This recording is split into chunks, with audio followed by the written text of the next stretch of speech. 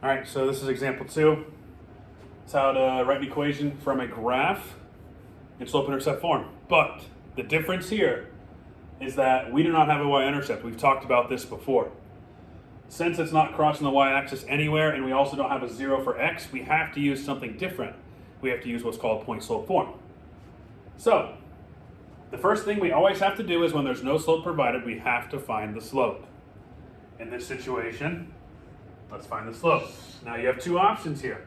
I understand that really you could count all the way down and all the way over and reduce your fraction and get your slope. But what I really want you to practice doing is I really want you to practice this slope equation, which is m equals y2 minus y1 over x2 minus x1. That's going to be the best way to find slope every single time. So let's go ahead and number these 1, 1, 2, 2. Okay? Now let's set up our equation. We have m equals our y2 is a negative 2.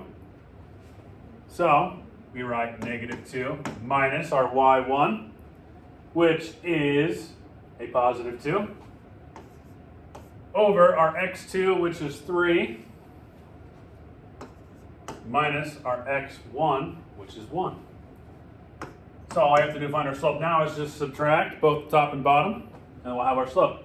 Negative 2 minus 2 is a negative 4, over 3 minus 1 is 2. So we know negative 4 divided by 2 is a negative 2. So our slope is a negative 2. Now we have to change what we do a little bit here. Because we do not have a y-intercept, we have to use point-slope form, which is y minus y1 equals m times x minus x1.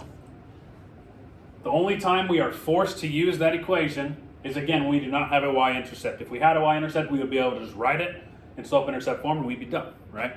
But now we have to use point-slope form because we do not have a y-intercept. So let's set it up.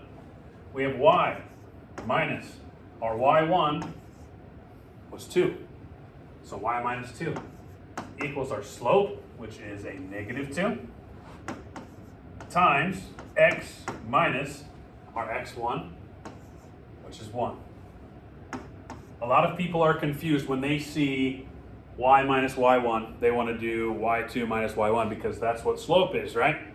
But when you're just given y or x in an equation, y is always y, x is always x. So you don't ever change that unless it says y1 or x1. Does that make sense? So now, in order to solve this, we have to distribute. We bring down our y minus 2. Negative 2 times x is a negative 2x. Negative 2 times a negative 1 is a positive 2. Okay, now to get y by itself, we add 2 to both sides. And finally, we have our slope-intercept form equation. We have negative 2x because we cannot add that 2 to an x because there's no x on it. And 2 plus 2 is 4. So we have our equation in slope-intercept form. It is y equals negative 2x plus 4. Of course, if you have any questions, please ask me in class or